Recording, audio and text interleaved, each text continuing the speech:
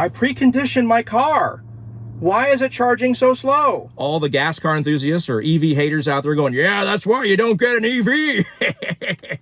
If you're a new Tesla or electric vehicle owner, congratulations. It's a very, very cool choice, but you might be doing something wrong.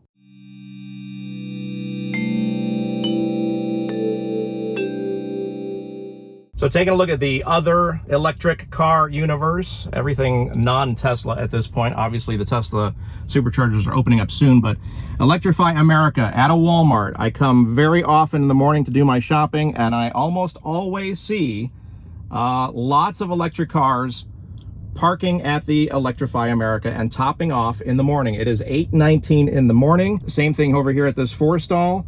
It's usually always full of other electric cars. We've got Volkswagens and Hyundais at the moment, and they are charging in the morning when their batteries are cold. Yeah, we're at the Supercharger in the morning. It's, what do we got, 8:55 in the morning. So assuming a lot of these people are on their way to work or getting ready for their day, lots of Teslas charging. Probably not the best time of day to do this. Let's run through some scenarios. Let's say you're a homeowner and you have a charger installed and you just forgot the night before to plug in your car and your battery is, empty. It's not good enough for the day at hand to head to work and all that kind of stuff. Let's say that's one scenario. How about another scenario? You just got your electric car. You haven't had time to get an electrician and have them install your charger. Let's say you live in an apartment and there is no charging on the property. That's a valid, reason, and you have to rely on public charging.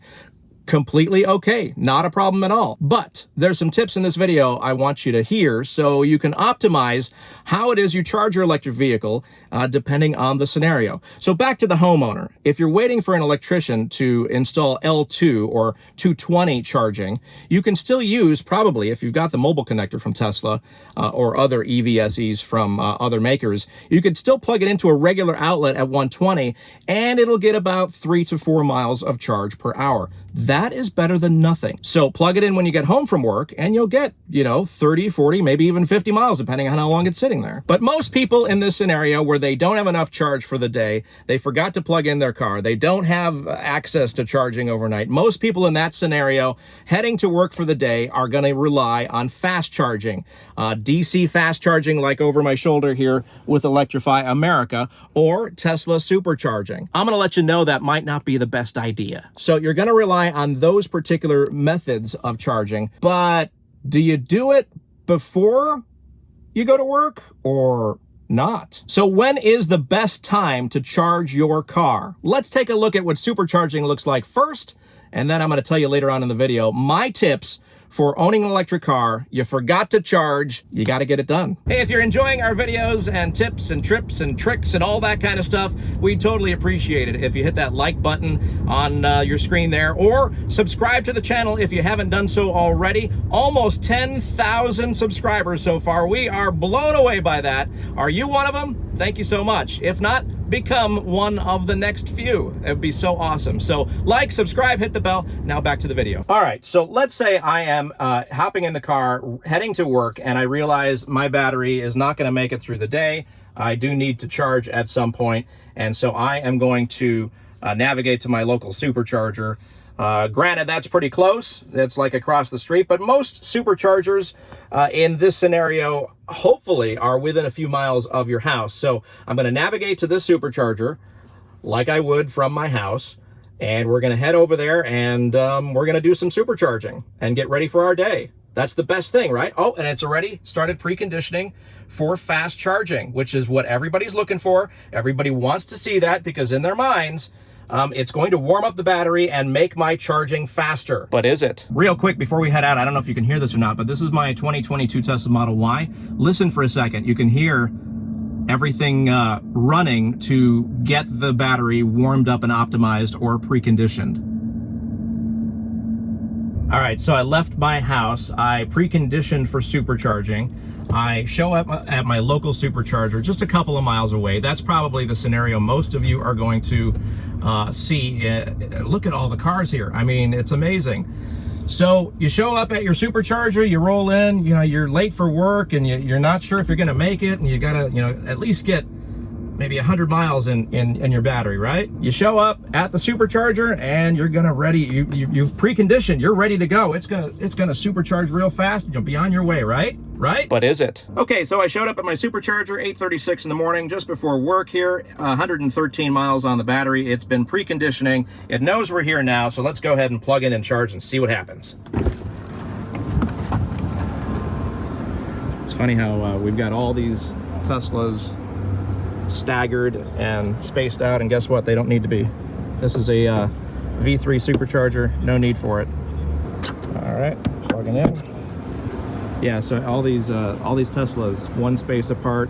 They've been preconditioned and programmed to do so. Even I have separated myself a little bit here. But again, this is a V3 supercharger, no need. There's no sharing, not really a factor. So let's take a look what we got here. Even this guy here, spacing out next to us. I appreciate that at an version 2, but not really needed here. Okay, here we are, and thankfully proving my point. Look at that, 35 kilowatts. It's common on all the Facebook groups that I preconditioned my car. Why is it charging so slow? Well, because your battery has been sitting all night cold.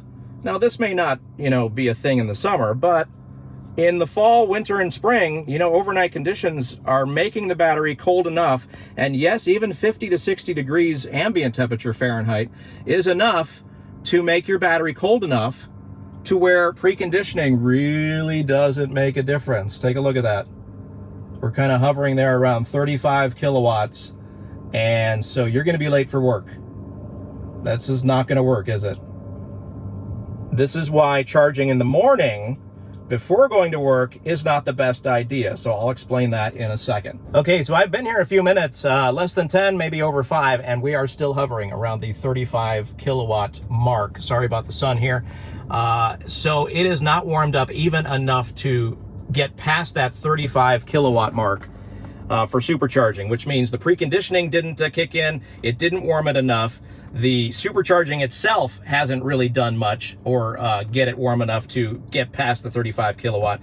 This car routinely charges at 255 kilowatts under prime conditions, battery preconditioned long enough, summer conditions, that sort of thing. Well, not even summer, just it's been ready, it's been warmed up. So 35 under 46 degree weather, which is not cold. I mean, I know people in Chicago and the Midwest and back east, all that stuff, are yelling, that's not cold, that's not cold, that's sweatshirt weather. By the way, I'm wearing a sweatshirt, so you should be proud of me here in California.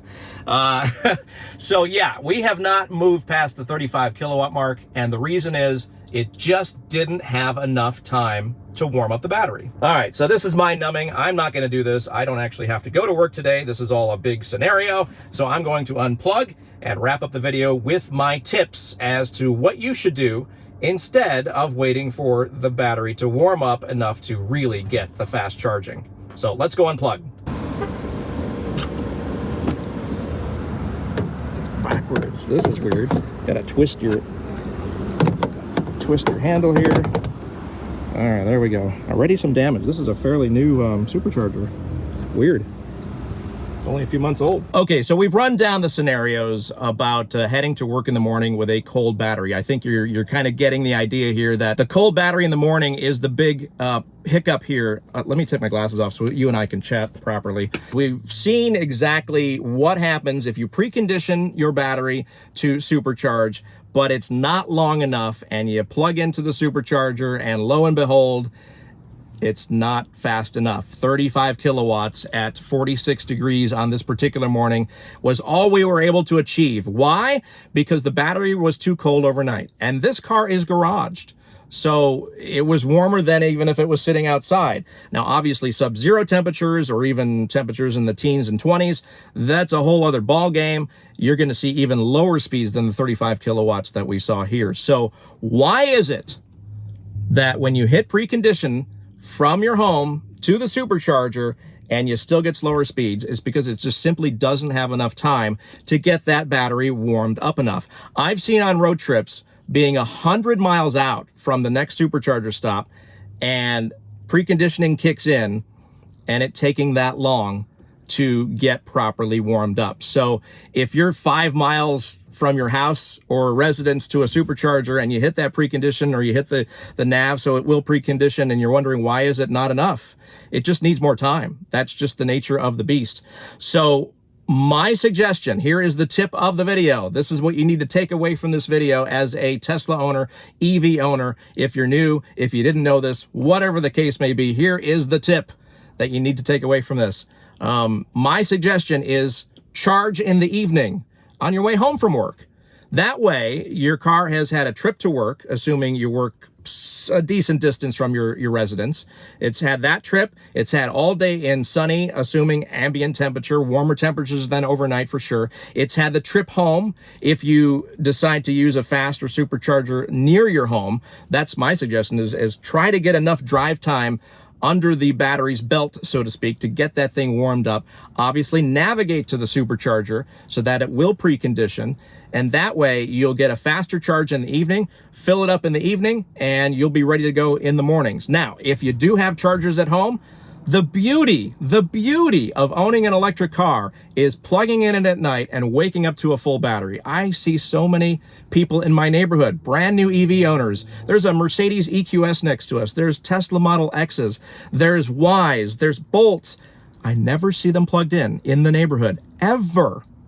It blows my mind. It's like that message hasn't gotten out there that you can charge these cars at home.